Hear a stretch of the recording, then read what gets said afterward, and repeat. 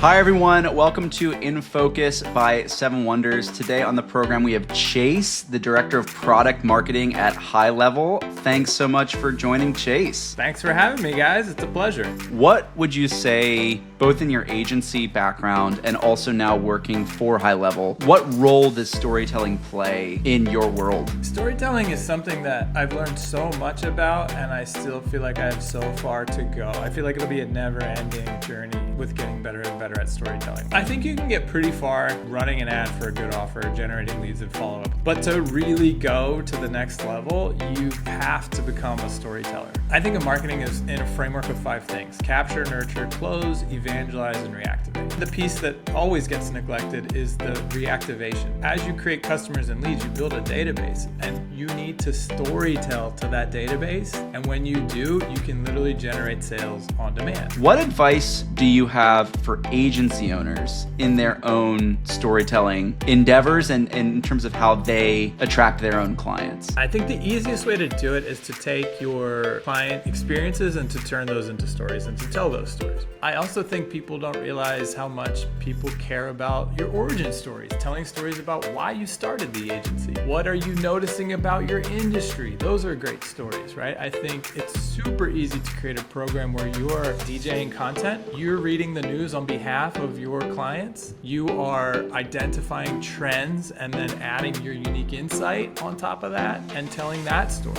Have like a Rolodex of starter ideas and then just make sure that you're constantly doing it, right? The consistency is what really matters. You're 6 years in now, and you said you started releasing the podcast really almost at the inception of the business. Do you find that doing a new podcast every week is like majorly beneficial still even to this point? Absolutely. At a certain point, I handed it off to a team of people that run it now, and they do one almost every day, I think. And then I started a new podcast that's more product focused, where we do it every Friday, called the Release Radar. And that's become a fan favorite for the folks that are really into like the features and stuff. And then on top of that, we do like live workshops. So we stream every day, at least once a day. What I'm really interested in is taking this and combining it with a more polished approach to video at the same time. You take something like this, you chop it up into the best clips, and then that can work in itself. Where I want to get to is we have the best clips, and then we're sort of like B-rolling in polished animations of our application that sort of illustrate what's being talked about. And then I feel like you have clips that can really pop off. It doesn't matter how many people you're friends with or connected to, if